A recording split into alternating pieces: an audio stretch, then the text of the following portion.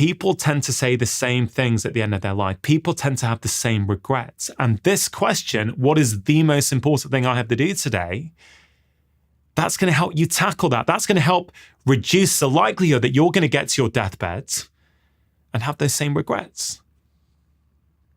Because you're going to now focus on the important things.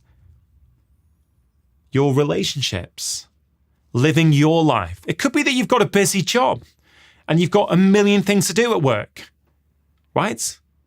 But it may be that you love playing your guitar and you're going to put down in the morning that the most important thing I have to do today is play my guitar for 10 minutes in the evening. I promise you that will start to transform things, because it means no matter what's going on, and many of us face these busy, chaotic lives, you're going to focus on what is truly important. That's why I love this question. And that's why I'd recommend you consider asking yourself that question every single day.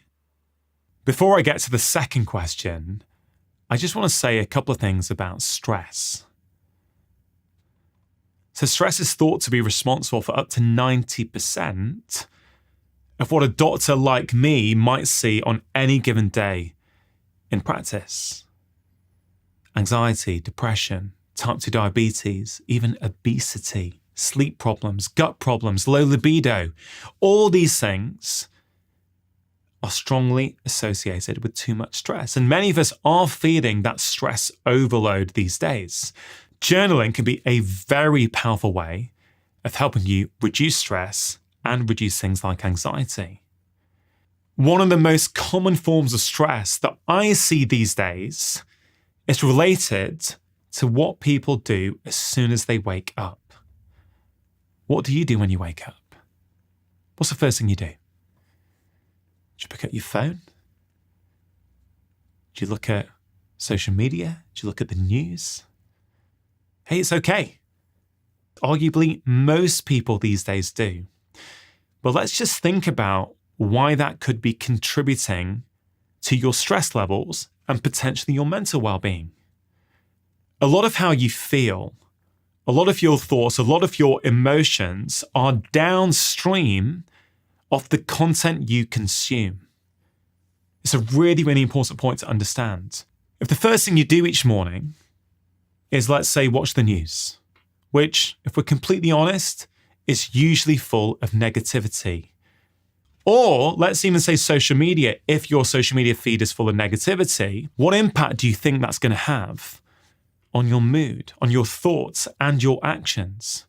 You're basically starting the day with a big dose of negativity, and that then influences how you're going to be for the rest of the day.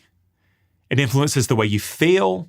It may influence the way you interact with your partner, with your children, with your work colleagues. It may impact how likely it is for you to go for that walk, go for that workout, to do that meditation. Because you've got to understand that your brain is wired for negativity. Humans have this negativity bias. That negativity bias is what has kept you alive for so many years. Right? For most of our days on this planet, humans needed to be fine-tuned to the negative. You had to know whether that noise that you heard was just a rustling of leaves in the bush or a predator about to attack. Right? If you got it wrong, if you thought it was a predator but it was actually the winds, okay, no problem. But if you got it the other way, well, that could be the end. Right? So you're primed for the negative. In fact, psychologists find that humans take in 9 bits of negative information for every positive bit. So you are basically hardwired and programmed for that negativity. And that's why this second question revolves around gratitude. What is one thing you deeply appreciate about your life? So when you go on the news or on social media first thing in the morning, if it's full of negativity, you're basically reinforcing that pattern.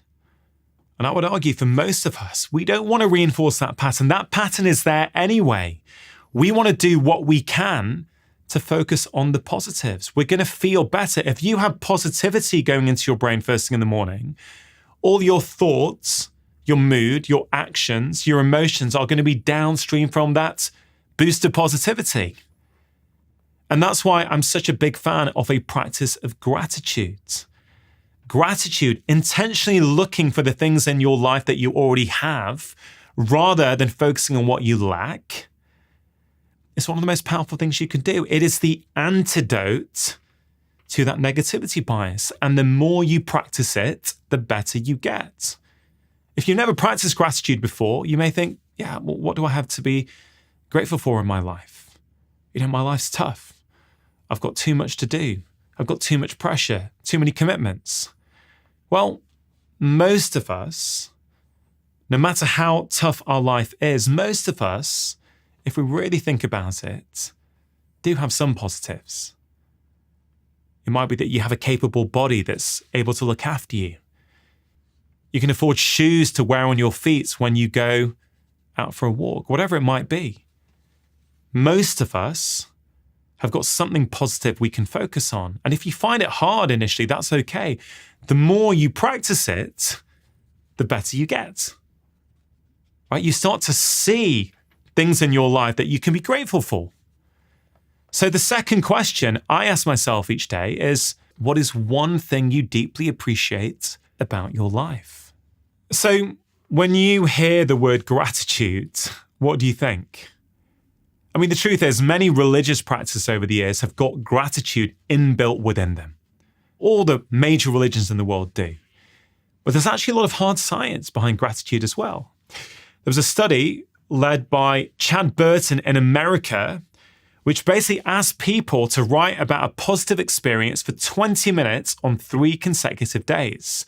When they were tested 3 months later, they were found to have enhanced moods, less illness, and made fewer visits to their doctor. This was a full quarter of a year after their 3 days of journaling, which I think is absolutely remarkable. But that was 20 minutes, right? That's a long time. You may feel that you don't have that. There's plenty of studies which show that even a smaller amount of time spent on gratitude can have powerful effects. Researchers from the University of Manchester found that people who had more feelings of gratitude not only slept better, but also had more energy and increased focus. Gratitude has also been shown to lower anxiety, reduce symptoms of depression, improve our self-esteem, improve our relationships, and improve the way we feel about ourselves. And look, what's there not to like about gratitude? It's free. You don't have to buy anything. You don't have to go anywhere. It just takes a few seconds. So if I was to ask you now, what is one thing you deeply appreciate about your life? Could you answer it? Now, if you're struggling, let's start off with really simple things, okay? You can be grateful that you can afford food. You can be grateful that you have the technology that allows you to watch a YouTube video. You're grateful for the fact that the sun is shining and you're able to feel those warm sun rays on your face.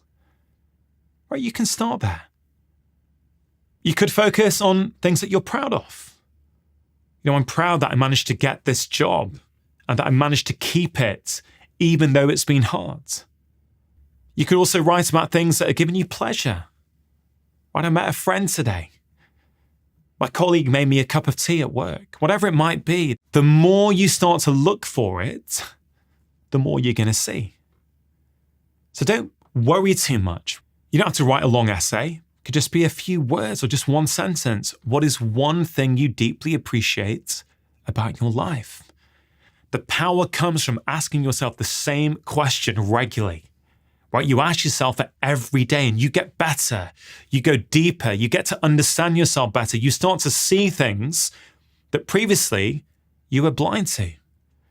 And there's 3 things that I would recommend you think about doing to enhance your gratitude practice. Number 1, try to be specific. So let's say, for example, you were grateful for the fact that you have a nice cafe in your village and you can afford to buy a nice Americano every single morning.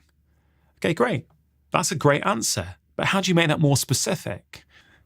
Well, what was it about the coffee? What was it about the flavor?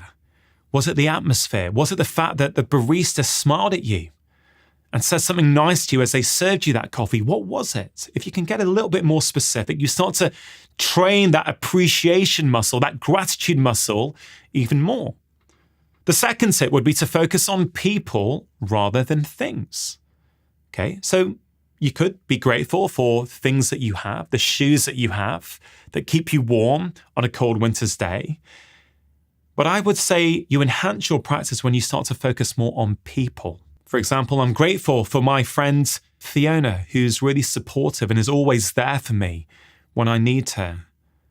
I'm grateful for my boss because when my kids aren't well, he or she is totally happy for me to stay at home and work from home. Right? Whatever it is, when you start to focus on people over things, you will start to enhance your practice. And the final tip would be to try to really connect with your emotions. So let's go back to that question. What is one thing you deeply appreciate about your life? Right? So as you're writing it down, really try and connect. If it was that coffee that the barista made for you, just think about how you felt in that moment, how pleased you felt, how cared for you were, how lucky you felt, whatever it might be. As you're writing it, connect with that emotion. And once you start introducing all of these concepts into your answer, you start to enhance it, you get more of the benefits. But again, I want to emphasize, don't worry about enhancing it. Get the practice built into your life first. Your brain is wired to focus on the negative. Don't reinforce that. Start each morning by focusing on the positive and watch how things start to change. I promise you, if there's only one thing you take away from this video, it's to do this. Start each morning by focusing on what you have in life rather than what you lack, and I promise your life will start to change. So why do I ask the question, what is one thing you deeply appreciate about your life? Why couldn't I say 3 things or 5 things? Well, of course I could have. And of course, there are benefits to writing 3 things or 5 things down. And many people actually have a journaling practice, which is writing down 3 things that they're grateful for each day, or 5 things, or 10 things, whatever it might be. And that's completely fine. You have to do what works for you. The reason I say one thing is because I want to keep it simple. I want you to watch this video and then take action. I don't want you just to hear it and then go, that was great, and then get on with your life. I want you to go, actually, you know what? Even though I said I don't have time, I actually really do. That won't take me long. So although the question is what is one thing, if you want to write more than one thing, that's fine. But I have found over 2 decades of seeing patients that when you start small, it's much more effective. And if we look at the science of behavior change, right, we know that there are some key rules to follow. Number 1, you want to make something easy. Sure, you can write 5 things down, 10 things that you deeply appreciate about your life. But when your motivation drops, as it always does for everyone, you're much less likely to do it if you have to write a list of 5 or 10, because motivation never lasts. Right? In the research, they call this the motivation wave. Motivation goes up and motivation comes down. If something is difficult to do, you'll do it when your motivation is really high. For example, in the first 2 weeks of January. But when your motivation drops, as it always does, you'll only do it when it's easy. So that's why I just say write down what's one thing you deeply appreciate about your life. That's one of the reasons the previous question was, what is the most important thing I have to do today? You keep it easy, and therefore you do it. Now, for me, journaling is what I call a keystone habit. So what is a keystone habit? Well, it's a habit that when you do it, it makes it much more likely that you're going to engage in other positive habits. Right? We all have keystone habits, whether we're thinking about them or not. And for me, I know that journaling is one of those. I mean, some of my patients say that exercise or a morning walk outside is a keystone habit. When they manage to do it, it's much more likely they're going to cook themselves a healthy breakfast. It's much more likely they're going to go to bed on time because they know they want to get up feeling fresh so they can go for their walk the next day. You can think of this a little bit like a ripple effect. One positive change leads to more positive changes. And all of us are going to have our own keystone habits.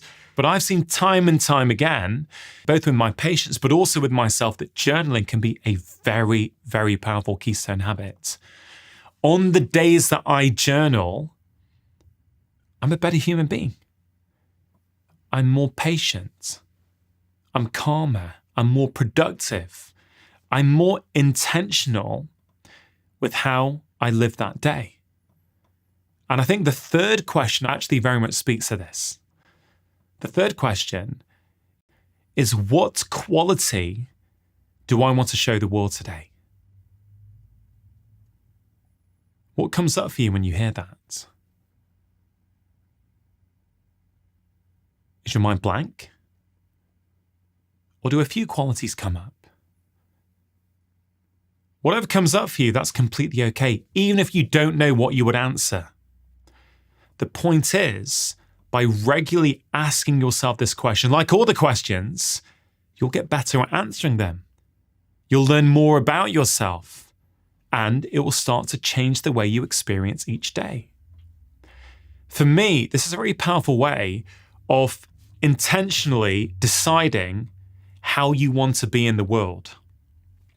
So many of us never really think about how we want to show up that day, how we want to be in the world that day. So we end up repeating past behaviors. We're often reactive. We're often in a rush. And we think that's who we are. But it's not who we are. It's who we might have become over a period of time. And that's okay. But this question is really, really powerful. Like this morning, what did I put down in my journal? Because I do these questions every day. I said, what quality do I want to show the world today?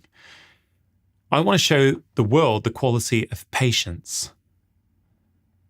Now, what's really powerful about that is by taking a moment to think about it and write it down, it means I've brought that into my current awareness.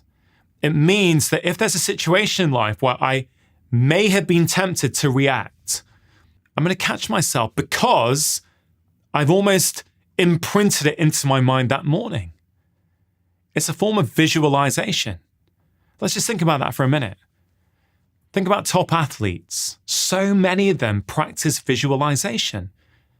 We've seen from the science there are all kinds of benefits. You'll see top golfers tell you that the night before they play a round in, let's say, a major tournament, they are visualizing every single hole.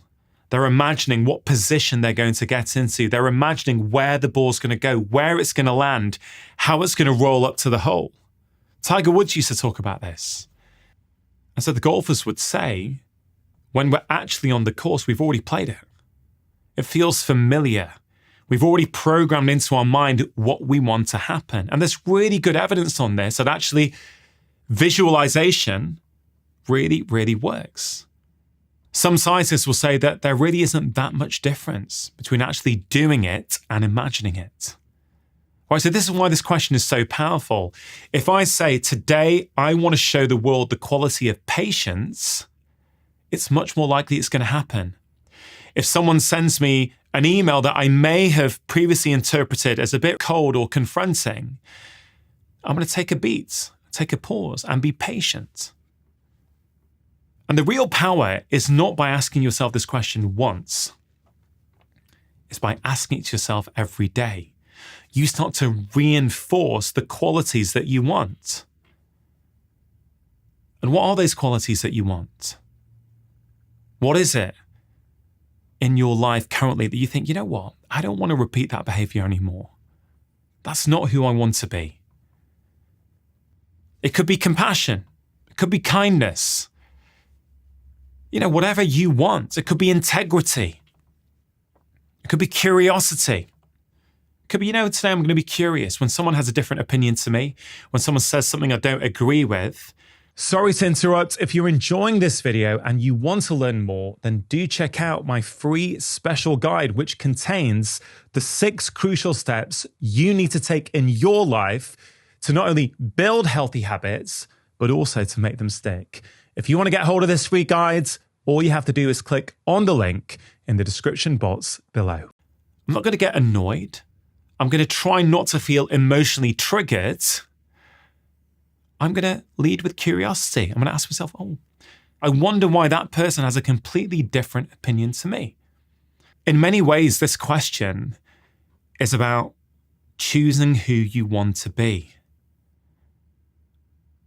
You don't have to just wake up and behave the way in which you've always behaved. I think that that's down to chance. That's just who you are.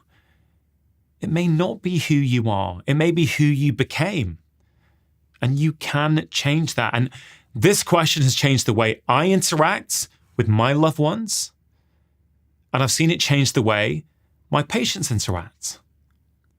I can literally remember times over the past few weeks, past few months, where I have answered compassion for that question. I want to show the quality of compassion.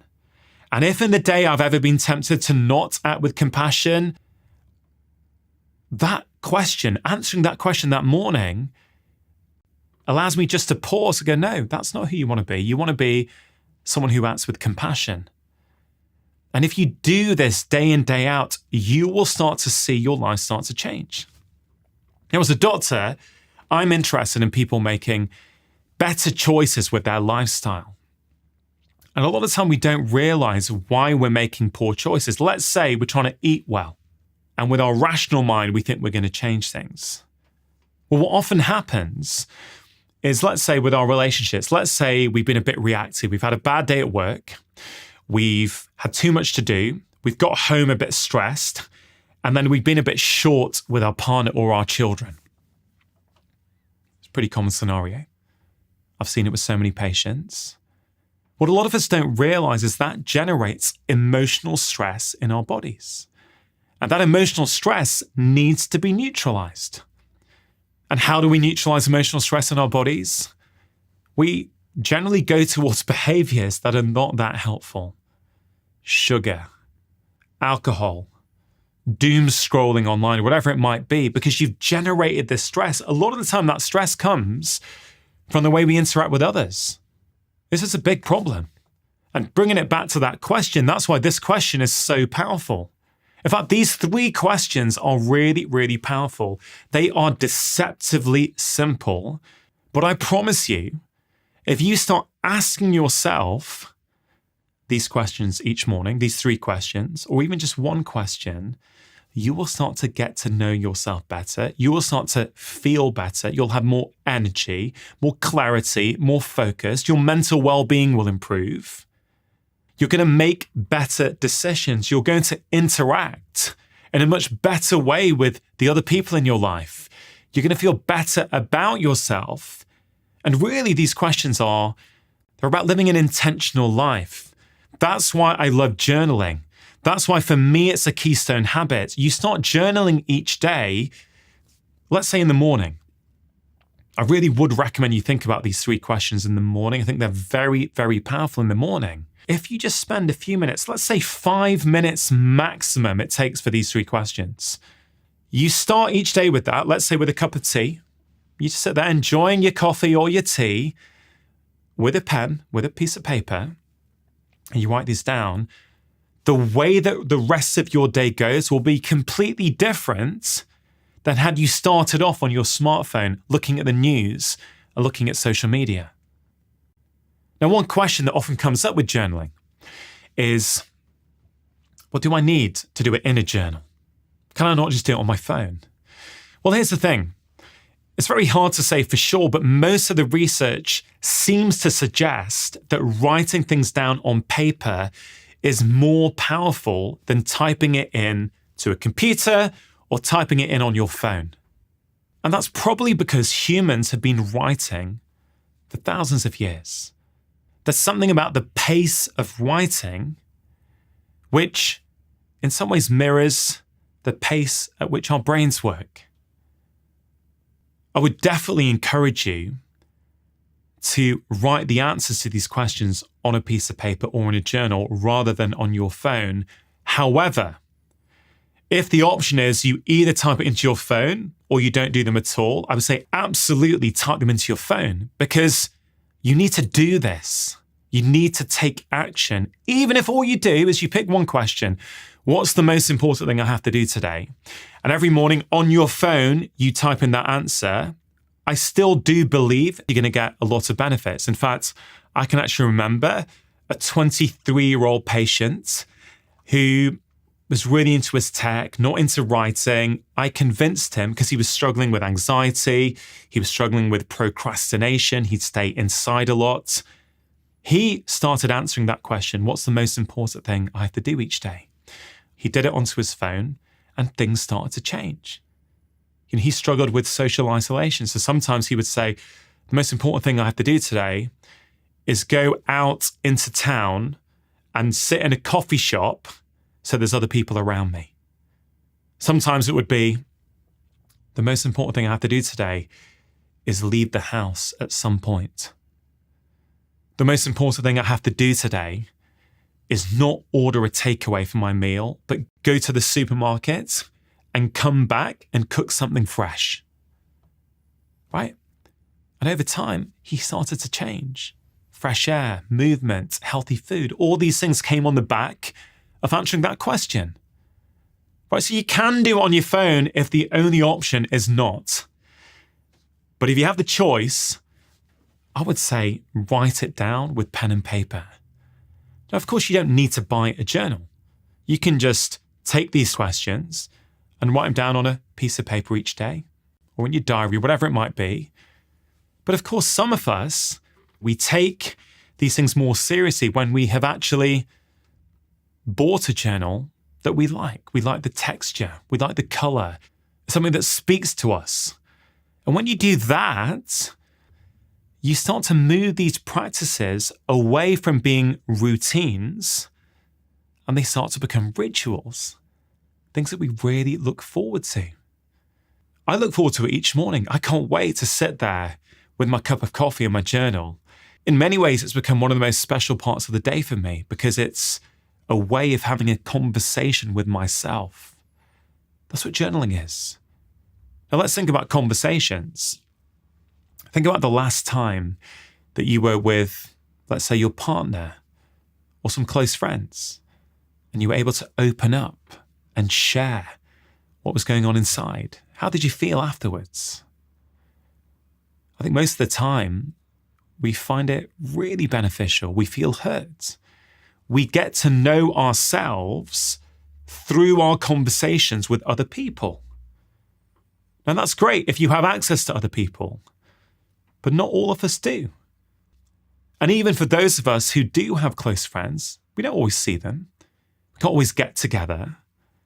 So journaling becomes a way of having a conversation with yourself every single day. Now, you don't have to do it every single day. Even once a week or several times a week will help you.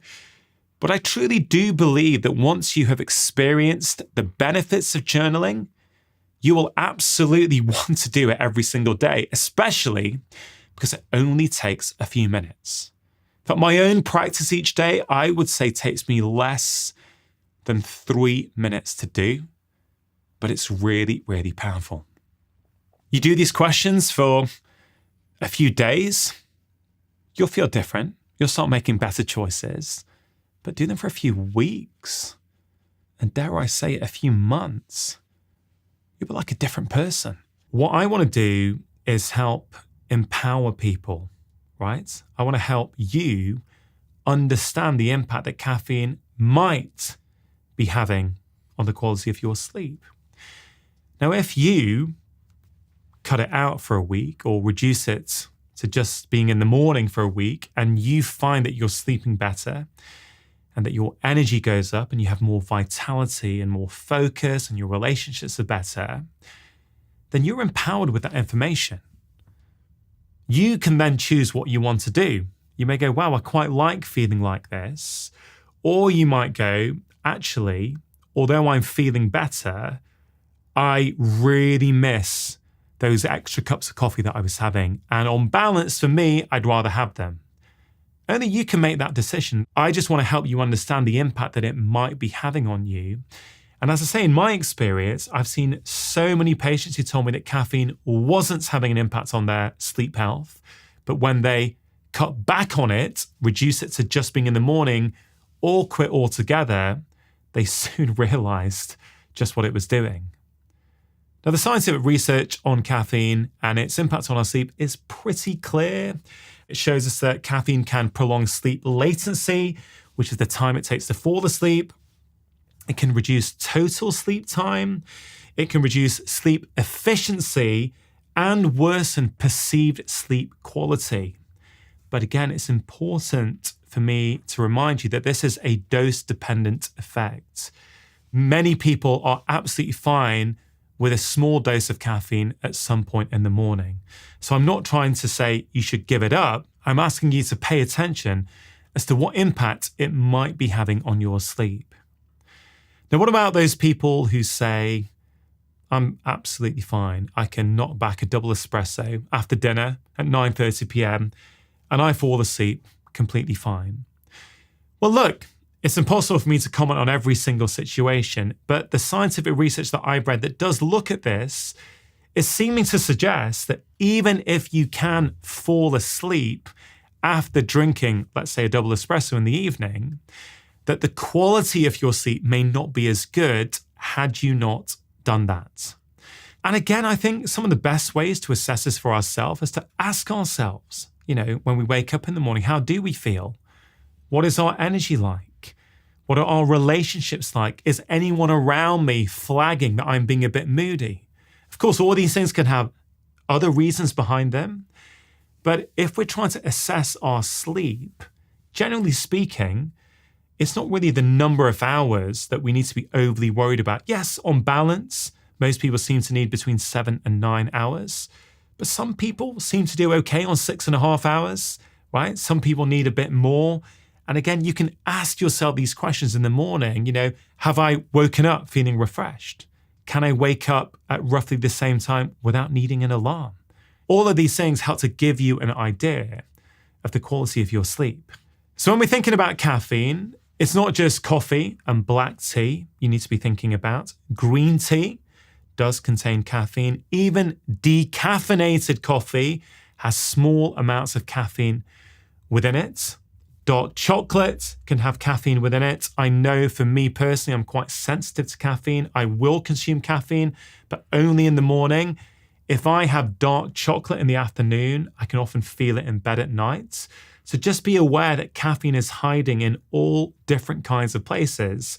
And if you are trying to improve your sleep, then trying to be more mindful of your intake is usually a really good idea. Now, the other form of liquid stress I often think about when it comes to sleep is alcohol.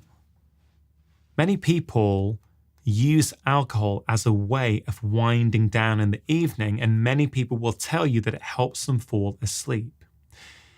Now, whilst it's impossible to say what's going on in every individual situation, as a general rule, we have to stop thinking of alcohol as a sleep aid. Alcohol is really a sedative. And sedation is not the same thing as sleep. It's easy to mistake it for sleep, but if you were to observe both states in a sleep lab, you would see a completely different picture with your brain waves. Sedation is where your brain cells have switched off. Sleep is where hundreds of thousands of brain cells coordinate in their firing. It's a very different process. So in my experience as a doctor, many people who are struggling with their sleep are doing so because of their alcohol consumption. Now, can we say that any amount of alcohol is going to affect someone's sleep? I don't think we can say that. A little bit like caffeine, there are genetic tendencies at play here. I also think, just like caffeine, that the amount of stress in your life also impacts how quickly and easily you can metabolize alcohol. And back in the days when I did used to drink alcohol, I would often find that a glass of red wine in the middle of a work week, when there was a lot of stress going on and I was quite tired, would have quite a negative impact. But that same glass of red wine, if I was on holiday somewhere, switched off from work with my family, would have very little impact. So I think it's impossible to look at these things in isolation. The rest of your life, the context, seems to matter quite a lot. But if we look directly at what the scientific research shows us about what alcohol does for our sleep, most of the research points to alcohol affecting our sleep in the following ways. Firstly, it fragments your sleep. So basically, when you've consumed it, you may well feel as though you've slept fine, but you wake up feeling exhausted. And often this is because you woke up on multiple occasions through the night. It was a much lighter sleep than usual. And because you're often not aware of those increased wakenings, you often don't draw the association and you think it had nothing to do with that alcohol. But it was the alcohol causing the sleep fragmentation, which is why you feel so tired the following day. Alcohol also has a negative impact on a type of sleep that we call REM sleep, rapid eye movement sleep, also known as deep sleep. And that's a particularly important part of your sleep cycle. Many sleep researchers call it emotional first aid, because it's the part of the sleep cycle where we actually process difficult experiences that happen during the day. So that's really, really important. And if we look around at society and see how many people these days are struggling with their mood, with depression, with feeling anxious, well, it stands to reason that alcohol consumption, reducing REM sleep, which, as I've just mentioned, is emotional first aid, could that be contributing? Absolutely. On a wider note, we know that when people are sleep deprived, their outlook on the world is more negative. The tired brain remembers more negative experiences than the well-rested brain. So improving your sleep quality is one of the quickest ways that you can actually change your experience of the world. Now, look, many people will say to me, yeah, Doc, I understand this, but I really enjoy a glass of wine in the evening just before I go to bed. It relaxes me. It's a time for myself. It's a little reward. Now, I understand all of those things. I understand there can be some powerful associations with certain things like alcohol. And again, I'm not trying to say that you need to give up. What I'm trying to say is that I know that for many people, consuming alcohol in the evening is negatively impacting their sleep. And that poor sleep is negatively impacting the quality of their life. So I'm just trying to help you understand that you might want to re-examine your relationship with alcohol. And if you do insist on consuming it in the evening, if you say, no, that's a part of my life, then I would urge you to consider, could you bring it forward in the evening? For example, if you were to have a glass of red wine at 5 p.m. as opposed to 10 p.m., the truth is that the 5 p.m. glass of red wine is going to have less of an impact on your sleep than the 10 p.m. one, because by the time you go to bed, some of it will have been processed and metabolized.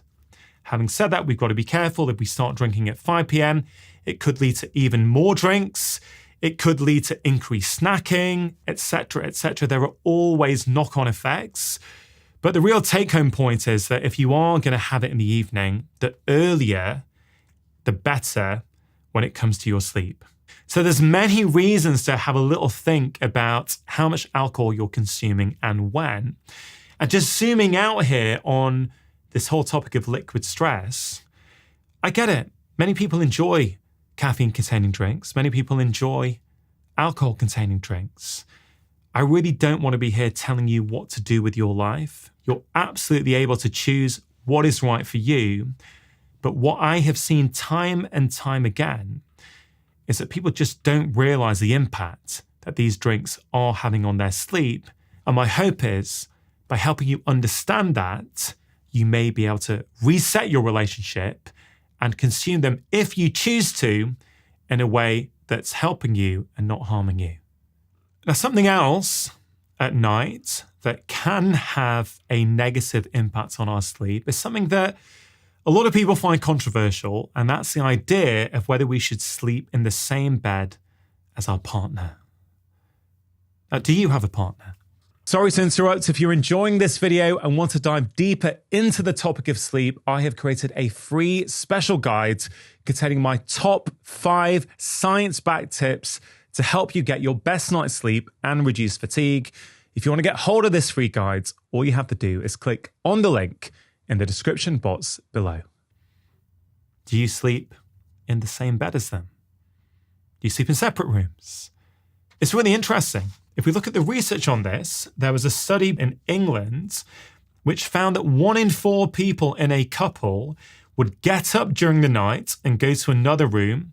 And another study I looked at showed that when one person moves, there's a 50% chance that their partner will wake up or have worse sleep. So why, in some cultures, is this such a controversial idea?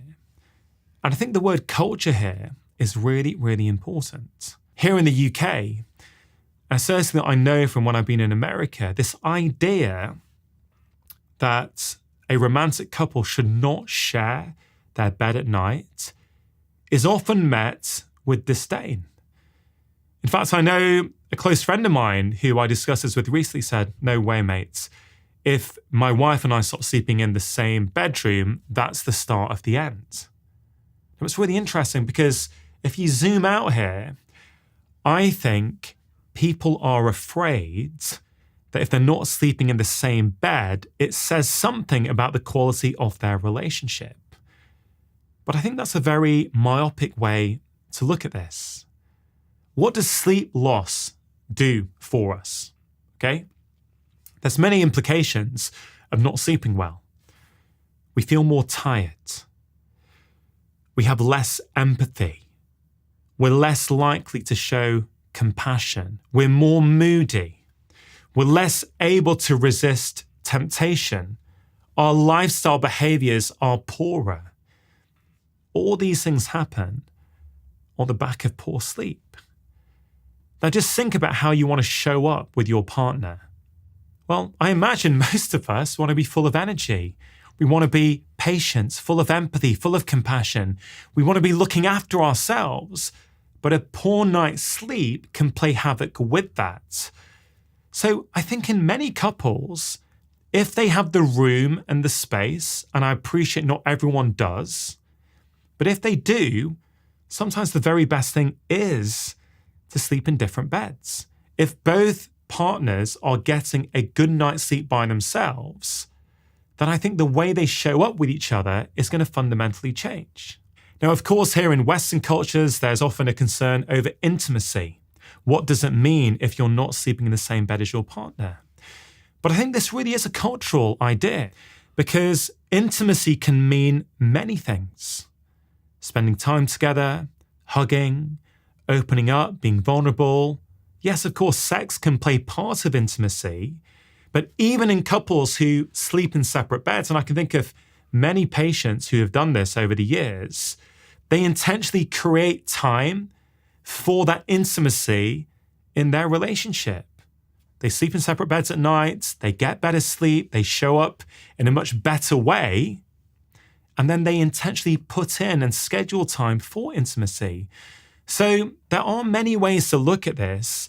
Of course, if you are sleeping in the same bed as your partner and things are going fine and your sleep is fine, of course, there's no reason to change that. But if you're not, it may be a simple way of changing things. Now, there's many cultures around the world where it's actually quite normal. There are certain cultures in Asia where a mother will sleep with the children and the father will sleep somewhere else. In many European countries, and I've noticed this when I've been to hotels, there may be a double bed, but there are 2 different duvets. So even if people are in the same beds, they both have their own duvet. And there's a wider point here about sleep, which is many of us prefer to sleep at a different temperature to our partner. And as a broad rule, it doesn't apply in every case, but from what I've seen, men tend to prefer it a little bit cooler. Women tend to prefer it a little bit hotter. And so perhaps if you're sleeping in the same bed, but you've both got a different duvet, perhaps with the right tog for you and how you like your temperature, well, that could be a very helpful way of trying to make sure that you both get good quality sleep.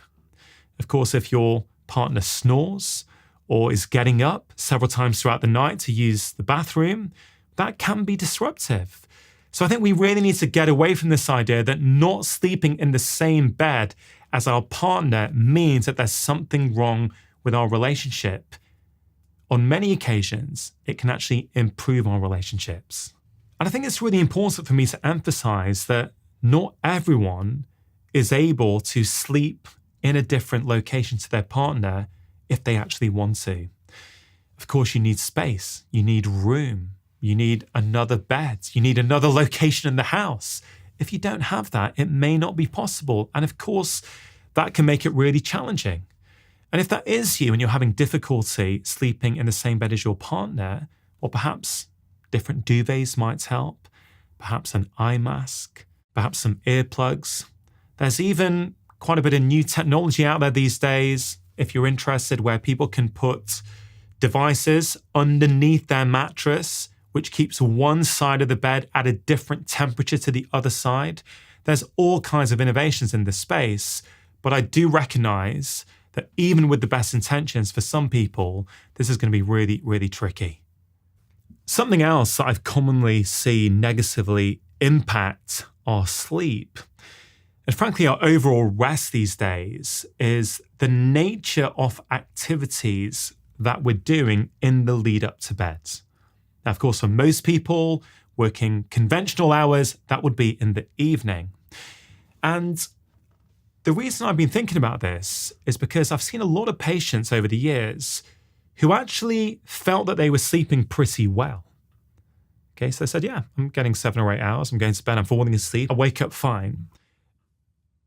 But it's not that they were tired, they just didn't feel mentally refreshed. Now, I think there's a subtle difference here, which I've noticed on many, many occasions. They're sleeping well, they think, but they're mentally feeling fatigued. And usually when I've looked at what these patients were doing in the hours preceding bed, I found that they were very much doing similar things to what they were doing during the day. So in the modern world, we can keep working, can't we? We can work until dinner time, we can stop and have dinner, and then we can get back on our computers and keep working.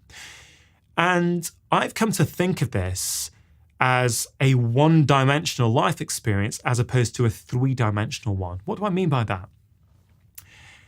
I think our bodies and our minds need variety.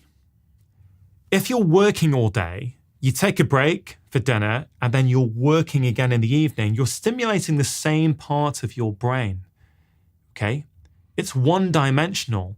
But we know from lots of scientific research now that doing art, being creative, these things wake up different parts of our brain and in many ways act as a form of rest for our bodies. So when people think of sleep, I think, yeah, it's kind of rest for your body. It's a little bit of rest for your mind, of course, as well. But I think in this modern world where we're being constantly stimulated, I don't think we're giving our minds enough rest. So sleep is rest for your body, but in the evening, you need to think about rest for your mind as well. Now, there's many ways in which you can do this. Right? For me in my life, right, a lot of my life is based around non-fictional content, facts, science, talking to people on my podcast. And often in the evenings, I would also read more non-fiction books to keep my knowledge updated and to get me ready for my next podcast guest. But a few months ago, I started to experiment. Well, what happens if I don't read non-fiction in the evening? Instead, I read fiction. Not only did I feel that my sleep quality improved, I also felt mentally different in the morning. So I just want you to think about that for a moment. What do you spend your days doing? And what do you spend your evenings doing? Is it the same or is it different? Now, of course, I get it. Sometimes we have to work in the evenings. And I don't think all the time it's necessarily a problem. But if you think your life has become far too one-dimensional, everything feels the same, everything is related to the same types of content, the same types of work, I encourage you to think about, well, could I do something different this evening? When I say core happiness, I'm not talking about waking up with a smile on your face every day. For me, that's not what happiness is. Right? It really isn't. Happiness is something much deeper than that. Something much more long-lasting than that. Let me give you an example. Right? I mentioned those three ingredients: alignment, contentment, and control. Right? Alignment is when you are being in the outside world the person who you really are on the inside. Okay, let's take something that many people, most people, maybe all people find distressing: the death of a loved one. Now, I've experienced that. My dad died 11 years ago. I know what that feels like. It was, like I'm sure you can imagine, maybe you've been through it yourself, a really difficult experience, but nonetheless an experience I've learnt a lot from. If we just take that alignment leg off that three-legged stool, alignment is when you are being out there in the world the person who you really are. So there's a lot of talk these days about something called toxic positivity. Right? So let's say someone close to you has died or is really sick. It's okay to feel bad about that. It's okay to feel upset. That's completely fine. And if you can express that to your friend, if you're lucky enough to have a friend, say, hey, yeah, I'm feeling really bad about things. I really miss that person, whatever it might be. You are working on your core happiness. You're not denying your reality and trying to be something you're not. You're not saying, oh, it's fine, these things happen. No, you're actually at one with your inner feelings and expressing them to the people around you. That's alignment. That's one component of alignment that's really, really important. And this, I think, is one of the big problems with happiness. We've been sold this idea that happiness is waking up with a smile on your face every morning. There are these cultural ideas out there that really get in the way of our ability to actually be happy. I mean, we see that billboard image, don't we, of the good-looking couple with their two beautiful children on the sandy beach with the ocean behind them with the sun just coming down.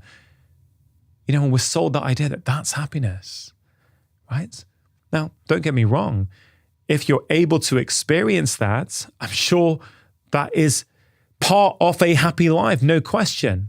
That sounds like a very pleasant experience. Be with your family on a beach with the sea, with the sun setting behind you.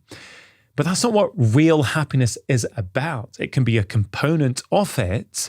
But if we think we have to achieve that in order to be happy, we're going to be very disappointed, which is why I feel so many people are struggling these days. They feel lost, they feel empty, they don't have any motivation, and they feel that happiness is out of reach. But it really isn't. Happiness is a skill that you can get better at, no matter where you are in life right now, if you know what to work on, okay? So I spoke there about these cultural ideas of happiness which get in the way. I think one of the big ones for me is we confuse happiness with success. Do you think you've ever confused happiness with success? I mean, this is very, very common. I have seen so many patients over the years who work themselves into the ground, who kept working evenings, weekends, not taking holidays, pushing. They already had enough. They already had a house. They could feed their kids. They could go on a holiday once a year or twice a year, but they kept pushing. Right? They wanted more. Because in their head, in some level, they thought that more would lead to happiness. But it doesn't. Right? It really doesn't. And that's an idea that really messes with our heads and gets in the way of that inner contentment and peace that we all want.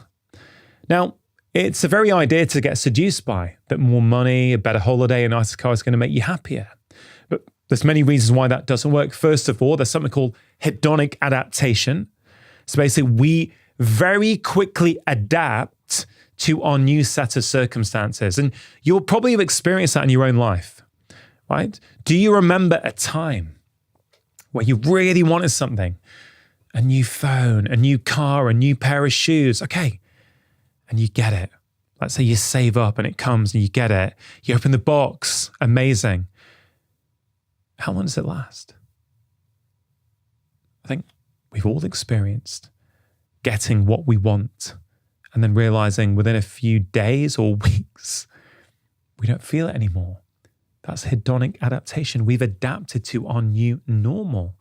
So that can't be the thing that we rely on to make us happy. See, there's a part of your brain that scientists call the system of desire, and it runs on midbrain dopamine circuits.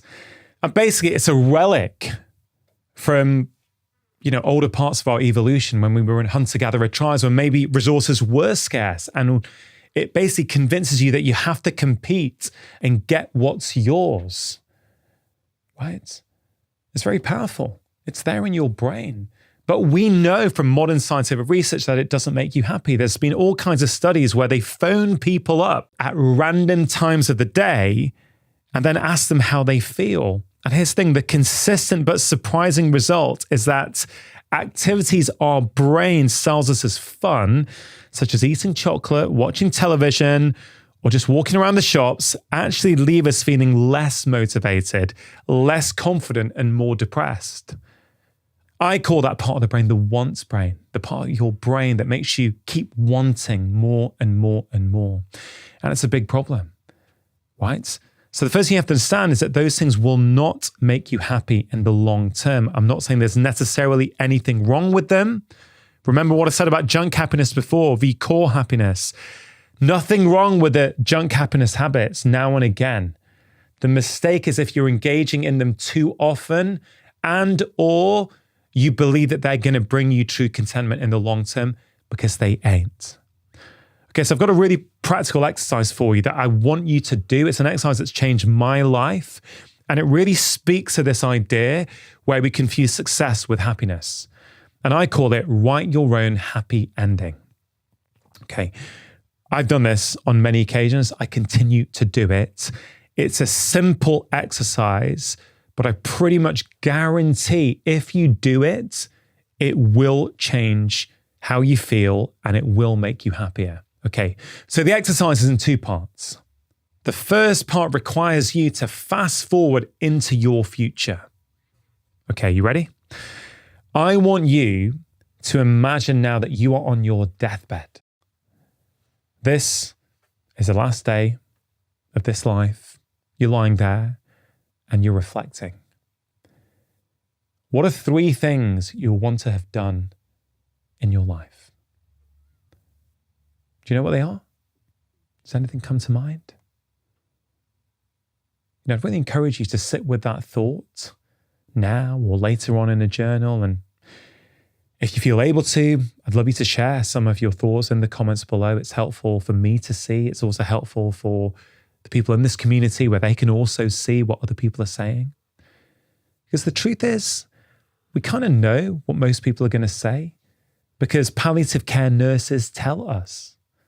They sit with people at the end of their life. I spoke to this wonderful palliative care nurse, former palliative care nurse called Bronnie Ware on my podcast a couple of years ago. She wrote the book, The 5 Regrets of the Dying. And she says most people have the same regrets. I wish I'd worked less. I wish I spent more time with my friends and family. I wish I'd allowed myself to be happy. I wish I'd lived my life and not the life that other people expected of me. But we kind of know what people are going to say. I suspect that when you first thought about that question, I would imagine, although I could be wrong, that relationships came to mind. Maybe your children, maybe your partner, maybe your family. Right? So you write down, what are those 3 things that you want to have done in your life on your deathbed? For me, I'm happy to share with you when I last did it, what I put down. I wrote down, I want to have spent quality time with my friends and family. 2, I will want to have had time to engage in my own passions. And 3, I will want to have done something that leaves a positive impact on the people around me and the wider world. Okay, so that's the first part of the exercise. You write down on your deathbed 3 things you will want to have done. Now, the second part of the exercise is when you go from the future and you come right back to now, the present day, your life right now. Okay. And now I want you to write down what I call 3 happiness habits What are 3 things that you could do each week? Sorry to interrupt. If you're enjoying this video and want to dive deeper into the topic of nutrition, I have created a free special guide which contains the 5 most important changes I think we all need to make when it comes to our diet. If you want to get hold of this free guide, all you have to do is click on the link in the description box below. That guarantee that when you get to your final day, you will get the happy ending that you just decided that you want. You've just said what you want. You know what you're going to want, right? So what are 3 things you could do each week that make sure you're going to get that? For me, it makes my 3 happiness habits, my 3 weekly ones, very easy. I write down, I want to have 5 undistracted meals with my wife and children, where I'm not thinking about work or emails or something else, where I'm fully present and enjoying the moment with them. It's just something that works for me. You have to find out what works for you. For me, I've realized over time that that's quite a good number. It's achievable for me. And I know if I'm doing that, I am fostering these connections. I'm nurturing those relationships that are really the most important thing in my life. Okay, so that's the first thing I put down. Second thing I put down is if I have time to play my guitar, write some songs, go for a long walk in nature each week, then I'm finding time for my passions, the things that nourish me. And the third thing for me on my happiness habit list is releasing a weekly podcast. If I put a podcast out into the world every Wednesday, as I have done pretty much every week for the last 7 years, then I know I'm doing something each week that I hope is having a positive impact on the world around me. I know it sounds so simple, but it can be that simple. It doesn't mean that my life doesn't get busy at times or there aren't other things to do, but it gives me a sharp focus about what's really important. Okay, so you think about your deathbed, you think about now. And I really want you to do that exercise. You can even pause the video right now and do it in a journal or write it in the comments, because you don't want to just think about these things and not take action. Because ideas and inspiration without actual action will not lead to change. Now, it's not about being perfect either. But I have those happiness habits written down in my kitchen. They're pinned with a bit of blue tack on the wall, old school. Okay? No technology, no iPad, nothing. Bit of paper, blue tack, I've handwritten it. And it means I'm visually being triggered whenever I pass it. These things are important. These things are important. These things are important. Now look, next week I'm traveling for work. I'm not going to be at home. I'm actually going to America to do interviews for my upcoming book, Make Change That Lasts. So I won't be able to do it next week. But it doesn't mean I have to beat myself up. By having it there, I know when I get back, hey, Rongan, make sure you focus on those relationships. You've been away with work. Make sure you come back and put extra time into those relationships, because those relationships are ultimately the most important thing in my life. And ultimately bringing it back to happiness, relationships are going to make you happier.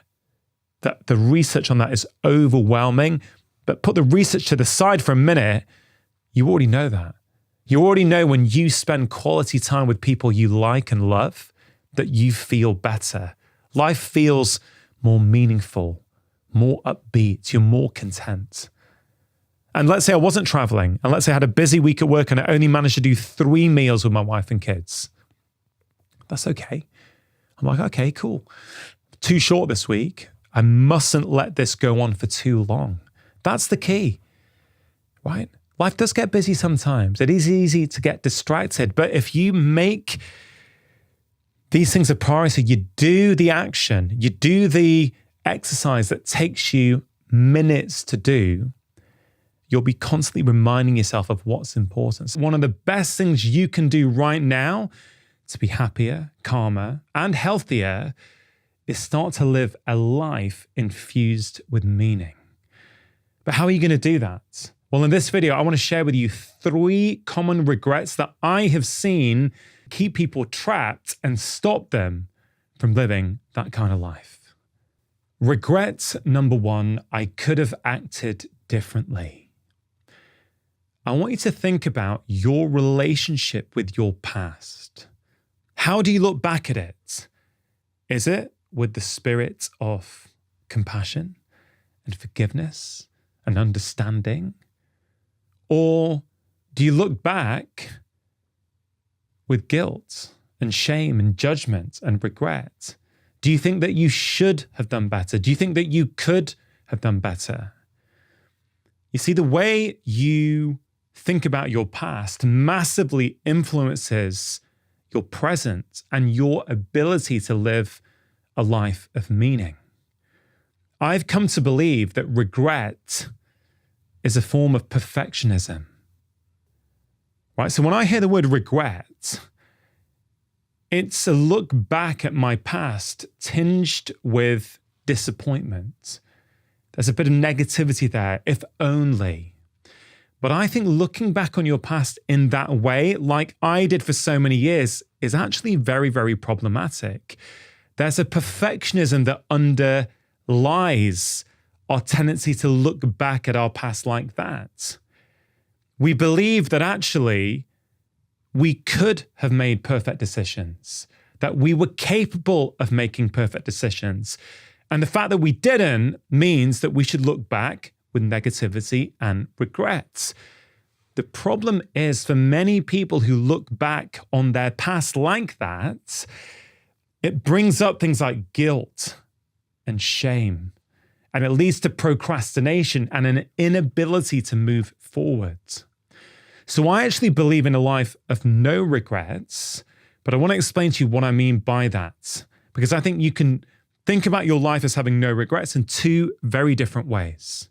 The first way you could look at your life is to say, no regrets, man. I'm just going to live my life and be myself, and it doesn't matter who doesn't like it. I'm just being me. I'm not talking about that. I don't think that's a helpful way to live life either.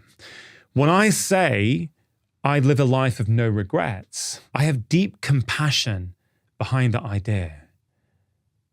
I choose to believe that I and everyone is always doing the best that they can based upon what they know at the time. Think about it a different way. Right? Think about who you are today and the way you see the world. Is that the same as you saw the world 10 years ago when you were 10 years younger? I suspect for most of you, it isn't. I mean, I can think back now, 10 years ago, God, I thought I knew so much, but there's so much now what I think, wow, Rongan, you really didn't know that much back then. And what might I think in 10 years' time? We're always learning and growing. It's very harsh to judge yourself now for something you did in the past based upon who you are today and all the learnings you've had. You're a different person back then. This is really key. You don't have to adopt this approach. Right? You can look at your past with guilt and shame and disappointment and regret if you want. Okay, it's up to you. But there is a consequence of looking back at your past like that. There was a consequence of me looking back at my past like that. It led to negative self-talk. It led to procrastination. It led to me not living an authentic life and moving forwards with purpose and meaning. And I've seen that with many patients and many members of the public as well. But if you look back with the belief that you were always doing the best that you could, there is no room for regret. Now, it doesn't mean that you can't learn from the past. Not at all. There are many things in my past that if I was in the same situation again, I will choose to act differently because I've learnt from the past. I recognize that I was doing the best that I could, okay? That I couldn't have made a different decision because if I could have, I would have. And by learning from the past without the judgment and the guilt and the shame, I can take those learnings and now start to apply them in the future.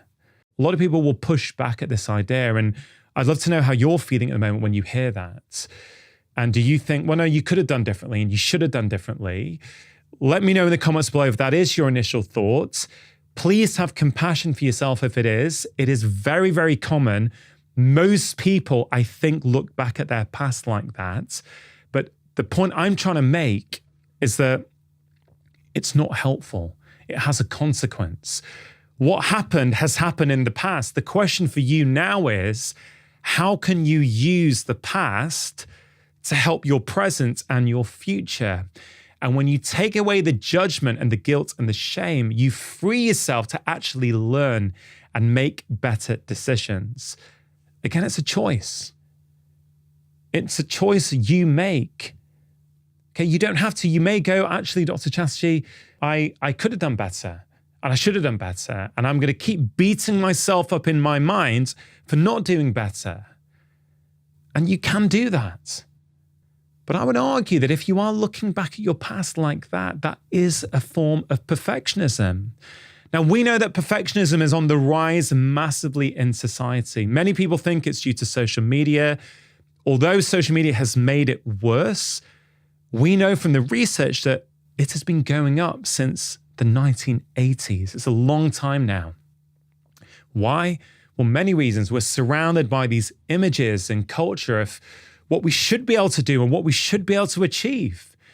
Billboard images of people living the perfect life, models in magazines, looking a certain way, having a certain aspirational life that we feel sometimes that we're not able to achieve. So we feel inferior and we develop these perfectionist tendencies.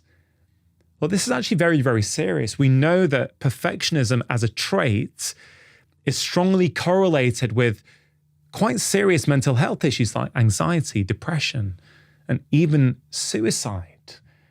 And I would describe myself as a perfectionist in recovery.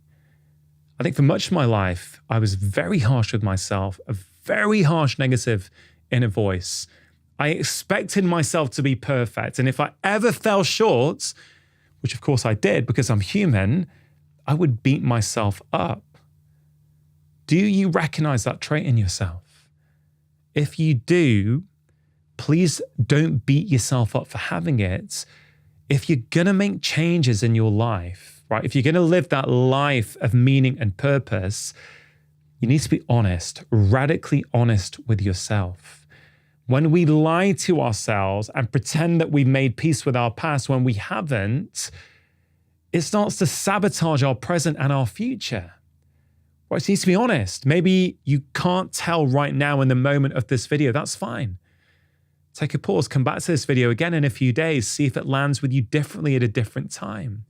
But the relationship you have with your past is huge, right? It's absolutely huge and will massively influence your present and your future. So compassion, forgiveness, these things are really, really important. Please try and look at your past differently. Try and accept yourself for who you were back then. Try and be compassionate to yourself. And just remember, if you knew better back then, you would have acted differently, but you didn't. Now that you do know better, you will choose to act differently if presented with a similar situation again. Regret number 2. I'm not living my life. I'm living the life that other people expect of me. Now, this is a very, very common regret. This is something people think about a lot. Often they don't really come to terms with it until they're on their deathbeds. Right? We know this. There's many palliative care nurses who have described what people on their deathbed say. There's one in particular called Bronnie Ware, who wrote the book 5 Regrets of the Dying. I had a quite wonderful conversation with her on my podcast. And Bronnie basically was a palliative care nurse for, I think, 7 or 8 years. And she basically said that at the end of people's lives, they kind of say the same things. Now, there's several things that they say, including, I wish I'd worked less and I wish I spent more time with my friends and family. But I think the commonest regret was, I wish I'd lived my life and not the life other people expected of me. So my question to you is, whose life are you leading at the moment? Is it your life? Or is it the life that other people wanted for you? For me, honestly, until my dad died back in 2013, I don't think I'd ever ask myself the question, whose life are you really leading? For me, I needed something as big as my dad dying to finally get me to ask myself some of these big existential questions. Who am I? What am I doing? Am I on my path or am I on someone else's path? And I think many of us, we don't realize this, but it's never too late. It doesn't matter how old you are or where you are in your life, you can start to make a change. You can start to live your life and not the life other people expect of you. But how are you going to do that? Well, for me, it always comes down to our values. That is ultimately who we are. Values are the things that you value in life, and they ring true, and there's something you can take with you to every single interaction, whether it's your job, your relationships, right? Your interaction with the barista at your coffee shop. Your values are who you are. And I very much feel that a life of meaning and purpose is a life where our actions are aligned with our values. But you won't know if you're living an aligned life if you don't know what your values are. What are your values? Do you know? Have you ever written them down? I genuinely want you to think about this right now. Well, I've given many talks, many public lectures where values has come up. And often what I will do, I'll say, how many of you have heard about the importance of values in books like my books or on podcasts or on social media? And almost everyone puts their hand up. And then I say, how many of you have actually taken a moment to write down your 3 core values? Most of the hands go down. There's only a few left. And there's an idea there that's really important. Inspiration without action will not lead to change. Right, so I want you to think about it now. Pause the video if you have to. What are your 3 core values? I'm going to read out a few options. This is not an exhaustive list, right? It's just to give you an idea. And again, where do I get 3 from? I think 3 is a pretty good number. If 3 feels like too much, start with 1. The key thing, though, is you don't need to get this right now. This is a process. You start. You go, yeah, I think these ones represent who I am. Okay, great. And then you review daily, weekly, quarterly, monthly, whatever it is. We'll talk through that in just a moment. So let me read you this list to see if any of these words kind of connect with you. Curiosity, integrity, compassion, family, creativity, honesty, the climate and the planet, solitude, nature, wisdom, conscientiousness, standing up for other people, humility, kindness, loyalty, self-respect, intimacy, time for friends and family, empathy, being a good listener. Okay, they're just options. It's not an exhaustive list. You may have felt other things coming up for you that better represent who you are. And again, there may be more than 3, right? So if you want to put more than 3, that's fine. But I think 3 is a really good number. It's more than 1. So you're actually getting the various elements that make up who you are. But it's not so many that it's hard to keep track, right? So for me, at this stage in my life, I would say my 3 core values are curiosity, integrity, and compassion. And I will, at least weekly, but often daily, because I love to journal in the morning and in the evening. I love journaling because it's very, very effective. And actually, you don't need to buy a fancy journal if you don't want to. You can just do it with a pen and paper, right? So it's actually a very low-cost intervention, which is why I like it, both for myself and for other people. But often in the evening, I'll reflect, how much of today were my actions aligned with my 3 core values, integrity, curiosity, and compassion? When did I not behave in alignment with those 3 core values? Did I not behave with integrity at some point? We're all human, okay? These are your desired values, your aspirational values, the values who you feel best represent who you are. and the values which you ideally would like to live up to. Again, it's not about guilt or shame. If we think back to regret number 1, I could have acted differently. No, it's not about that. It's about having something like a framework that you can keep referencing. This is who I want to be. This is who I think I am. How much am I acting like that? I've seen so many patients, tens of thousands of patients. The vast majority of what we see as medical doctors is in some way related to our collective modern lifestyles. Okay, I'm not blaming people. I understand that life is tough, but people find behavior change difficult. One of the reasons I believe they find behavior change hard and they cannot make change that truly lasts in the long term is because there's a deep misalignment in how they're living their life. Their actions and their values are not matched up. So in that gap, like, you know that your value is integrity, but you perhaps behaved with a work colleague that was out of integrity. You know when you haven't acted in alignment with your values. And when you haven't, you create a gap in your inner being. And in that gap, you will put in all kinds of behaviors to close that gap. Sugar, alcohol, 3 hours doom scrolling on TikTok and Instagram, whatever it might be. Those things are usually downstream. When you start to live in full alignment, which can take a bit of time, and full alignment is a life of meaning and purpose, you will find that a lot of those behaviors effortlessly start to fall by the wayside. Right, so I want you to commit. What are 3 values that you think represent who you are? And if you have a moment, and if you feel secure enough in sharing them, and I hope you do, please drop it in the comments. There's 2 reasons for this.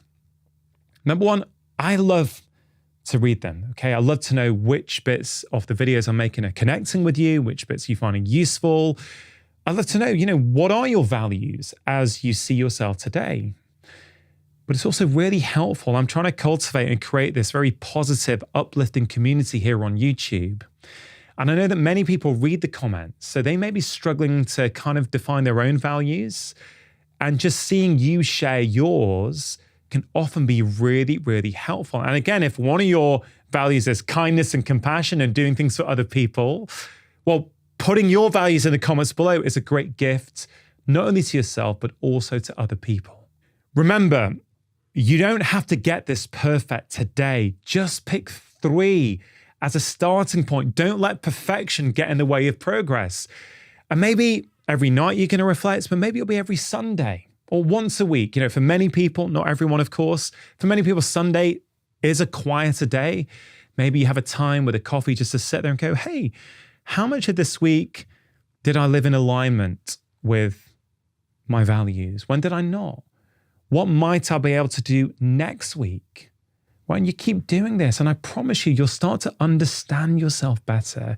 You'll start to catch when certain behaviors are not quite in alignment with who you are and who you wish to be. And then maybe once a quarter, you do like a bit of a values audit. Like, are these still the 3 values that represent me the most? And look, I said 3 was an arbitrary number. You may want to pick 5 at some point. It's completely fine, but I think 3 is a great number to start with and get you going. Again, you can iterate, you can improve, you can look back in 3 months and go, you know what? I thought that actually this was a key value for me, but actually that doesn't make the top 3, right? Actually, there's another one I want to put in there instead now. I mean, for me, I'm playing around all the time with my values. At this moment in time, I think curiosity is probably the most important value, because I actually think that compassion and integrity come as natural byproducts when you approach life with curiosity. Curiosity means I'm going to be curious about everything. When someone's got a different opinion to me, I'm going to be curious. I'm not going to be judgmental. I'm going to be curious.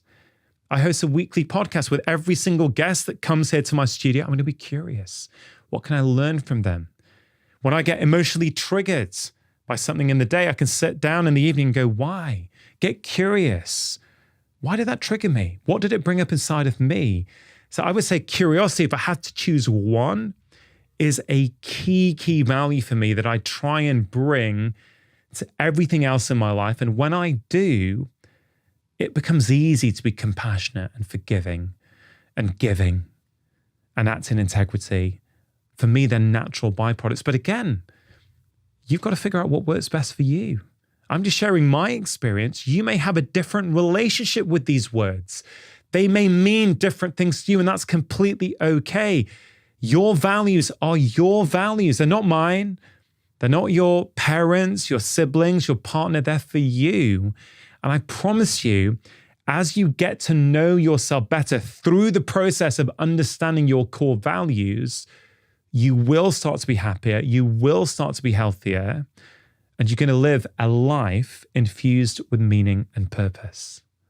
The third regret, trapping many people from a life of meaning, is to do with our passions. Many people feel, or they have the belief, that they don't have time for their passions, or that passions are not important. It's more important that I focus on my nutrition and my exercise. We know from the scientific research that regularly doing things that you love makes you more resilient to stress. At the same time, being chronically stressed makes it harder for you to experience pleasure in day-to-day things. It works both ways. And why is this so important? A life devoid of meaning and purpose is inherently a stressful life. Many people don't have meaning and purpose, and therefore their lives feel very, very stressful. There are other reasons, of course, why people feel stressed. Workload, pressure, finances, to-do lists. I get it. We know that so many people are struggling with burnout these days. The World Health Organization have said for many years that stress is the health epidemic of the 21st century. We know all this. Right? It's a real issue. But regularly doing things that you love makes you more resilient to stress. At the same time, being chronically stressed makes it harder for you to experience pleasure. Right? It's a vicious cycle. There was a study in the UK saying that 88% of UK workers have experienced some degree of burnout in the past 2 years. That is a staggering statistic, right? So many people are trapped in this vicious cycle and with this belief, I'm too busy to do the things that I love. Remember, when you're chronically stressed, you find it hard to get pleasure from the things that you love, but it's really, really important. And to illustrate this point, I want to tell you about a patient who I saw a few years ago. So this chap came in to see me. I think he was about 52 or 53, CEO of a local company, married, got 2 kids. I think they were teenagers. And he came in to see me and he was struggling with his mood, with his motivation. He was just quite indifferent about his life. And I remember talking to him. I said, look, you've been married for many years now. How's your relationship with your wife? So yeah, fine, so. He's very passive about everything. I said, what about your kids? Yeah, fine, but I never see them. I sort of ferry them around to their classes. So what about weekends? He said, they're busy at weekends. I just take them around to their classes. Yeah, things are fine. And then I said, listen, do you have any hobbies? And he said, Dr. Chatterjee, I don't have time for hobbies. I've got a busy job. I've got a busy home life. I don't have time. Now, I'm always interested as to what is the root cause of my patient's symptoms. Now, with this gentleman, I got this strong sense that he was just so busy. There was no fun or passion in his life. So when he said he didn't have time for hobbies, I said, okay, did you used to have any hobbies at all? He goes, yeah, well, I guess when I was a teenager, I used to love making toy train sets. I said, okay, great. Do you have a toy train set at home? I said, well, yeah, I've got one in my loft, but I haven't seen it for years. I said, okay, what I'd love you to do tonight or at the weekend is go into your loft, get out the toy train set and start playing with it again. And he said, do you think it'll make a difference? I said, look, I don't know, but listen, I want you to give it a go. Re-engage with those things that gave you so much joy when you were younger that you've allowed adult life with all its responsibilities to get in the way of. And it was a few months later, actually, when I'd finished my morning clinic, I went to the car park to go and do my house calls. And and I actually bumped into his wife. And I said, hey, how's your husband doing? I haven't seen him for a while. And she said, hey, Doc, he's like a different person. Right? After he saw you a few months ago, he got his train set down from the loft. He started playing with it. And now he's subscribed to a monthly magazine. He's always on eBay looking for deals on other trains. He's like a different person. He's happy, he's fun, and he's engaged. It was really interesting for me to hear that from his wife. Now, a few months later, there was a well-man day in the surgery, and he came to get his bloods done, and he came to see me with the results. I hadn't seen him for a while. So I went through his results with him, but I also said, hey, how are you doing? I haven't seen you for a few months. He said, Doc, I'm like a different person. I've got my mojo back. Like, life feels completely different. I said, okay, how's your relationship with your wife? He said, yeah, it's really good now. I said, how's your job? He goes, yeah, I don't feel indifferent about it anymore. I actually really enjoy it. How's your relationship with your kids? Yeah, much better, thanks. That case taught me so much as a doctor. What was really interesting is that if I made a list of his symptoms, which I did, they would be consistent with a diagnosis of depression. Right? They really would. But for me, I'm always interested in what is the root cause here? Why is this person presenting today with these symptoms? Because it would have been very easy for me to diagnose him with depression and put him on an antidepressant. And I'm not saying that never has a role, right? But for me, it didn't feel right. I felt there's a cause here. I want to find the cause if I can. This chap didn't have an antidepressant deficiency in his life. He had a passion deficiency, right? And when he brought passion back into his life, in a very simple and easy way for him through his toy train set, everything else in his life comes back online. He's starting to enjoy his job more. His relationship with his wife is better. His relationship with his children is better. His relationship with himself is better. So I want you to think about that. Where is the passion in your life?